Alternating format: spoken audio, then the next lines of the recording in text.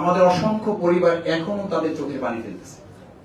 আপনি এখনো ঢাকা মেডিকেলে যান, এখনো সোহরাওয়ার্দী মেডিকেলে যান, এখনো অন্য প্রাইভেট মেডিকেল গুলোতে যান, গিয়ে দেখবেন প্রতিদিনই অন্তত 2 জন, 1 জন, 3 জন করে মৃত্যুবরণ করছে, শহীদ হয়ে যাচ্ছে।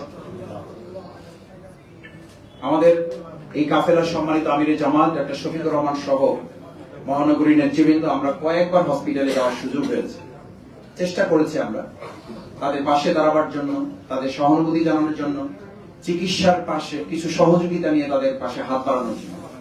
সেখানে গিয়ে আমাদের কাছে মনে হয়েছে আমাদের অধিকারের কথা আমাদের বলার সময় আসলে এখন এটা ঠিক, কিন্তু এই ভাইদের অধিকার, এই ভাইদের সুচিকিৎসা, এই ভাইদের পরিবারগুলোকে আরেকটু বুঝিয়ে, যে ভাইরা জীবন বাজি রেখেছেন, গুলির সামনে দাঁড়িয়েছেন। আপনারা দেখেছেন যে পুলিশের একটা ভিডিও ভাইরাল আছে যে স্যার আমরা একটা গুলি করি, একটাই মরে, একটাই আহত হয়, আর কেউ সেখান থেকে।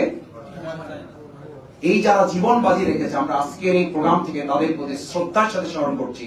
আল্লাহ তাআলা তাদেরকে স্বাধীনতা যোদ্ধা হিসেবে কবুল করুন। আমিন। তাদের পরিবারগুলোকে আল্লাহ তাআলা তার দয়া, নিরাপত্তা, অনুগ্রহের চাদর দিয়ে হেফাজত করে যারা চিকিৎসাধীন আছেন তাদেরকে আল্লাহ পূর্ণ সুস্থতা দিয়ে হায়াতে তাইয়্যিবা করে আমাদের মাঝে তাদেরকে ফিরিয়ে দিন।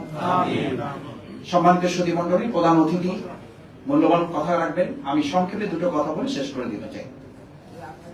প্রথম অনুরোধ হচ্ছে, আমরা যে জুলুমের, জালিমের রাজত্ব থেকে আল্লাহ তাআলা আমাদেরকে হেফাজত করেছেন, সে আল্লাহ সুবহানাহু ওয়া তাআলাই মূলত তার পরিকল্পনা বাস্তবায়ন করেছেন। এখানে একজন লোক বুকে হাত দিয়ে এটা বলতে পারবেন না যে 5 তারিখ সকাল 10টা, 11টা, 11:30, 12টা পর্যন্ত আমরা কেউ নিশ্চিত ছিলাম না যে ওই দিনের সমস্ত সিচুয়েশন চেঞ্জ করে আল্লাহ তাআলা এরকম একটা পরিকল্পনা বাস্তবায়ন করবেন। আমরা বারবার এই কথা বলেছি, আমাদের শ্রদ্ধেয় ওলামায়ে কেরামগণ বারবার বলেছে, যত ষড়যন্ত্রই করা হোক, গোটা পৃথিবী যদি একদিকে থাকে, ওয়া মাকারু ওয়া মাকারাল্লাহ আল্লাহু খায়রুল মাকিরিন। আলহামদুলিল্লাহ, ওই দিন ছাত্র জনতা জীবন বাজি রেখেছেন, মূলত পরিকল্পনা বাস্তবায়ন করেছেন কে?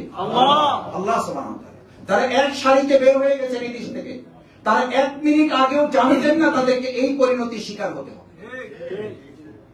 সুতরাং আমরা যারা আছি আমাদেরকে ওটা মনে রাখতে হবে, সূরা নাসর আল্লাহ তাআলা এই বিজয় দিয়েছেন। ইযা জাআ নাসরুল্লাহি ওয়াল ফাত, এই বিজয় ছাত্র জনতা ভূমিকা রেখেছে, কিন্তু বিজয়টা এসেছে কার পক্ষ? আল্লাহর পক্ষে। সেই আল্লাহ তাআলা আমাদেরকে কিন্তু নির্দেশনা দিয়েছেন, তিনি আমাদেরকে নীতিমালাটা বুঝিয়ে দিয়েছেন। ওয়ারাআইতান নাসা ইয়াদখুলুনা ফি দীনিল্লাহি আফওয়াজা, এর মধ্যে কথা বলা আছে। আমাকে আস্তে আস্তে অনেকে বলেছেন, মাসুদ ভাই একটু শক্ত করে বলবেন, যারা আগে ছিলেন তারা দুর্নীতি করেছেন, তাদের ব্যাপারে আমরা মজবুত ছিলাম, আমরা লড়াই করেছি। আর সাথে এটাও বলবেন, আমাকে তারা অনুরোধ করেছেন বা পরামর্শ দিয়েছেন, অনেক মুরব্বী আমাকে বলেছেন যে এখন যদি কেউ এটা করে তাহলে শক্ত হতে দমন করা হবে। ফি দীনিল্লাহি আফওয়াজা, যখন দলে দলে এরকম লোক আসবে, আপনি কাফের চিহ্নিত করে তাদেরকে, জালিম চিহ্নিত করে তাদেরকে আপনি ফেস করতে পেরেছেন। এখন এই দলে দলে আসা লোকদের মধ্যে 2-4টা মুনাফিক থাকবে, তাদেরকে মোকাবেলা করাটা অত সহজ হবে না, কঠিন হবে, কিন্তু এই কাঠিন্যতাটা আমাদের মোকাবেলা করতে হবে। এই ক্ষেত্রে আপনাদের সবচেয়ে বড় কাজ হচ্ছে ঐক্যবদ্ধ ভূমিকা পালন। আজকে আমাদের ছাত্র জনতা দেখেন, সেখানে কিন্তু কোন রাজনৈতিক দলের পরিচয়ে এই দেশের এই ভূমিকা আসে না, এসেছে বৈষম্য বিরোধী ছাত্র আন্দোলন, ছাত্র জনতার আন্দোলন।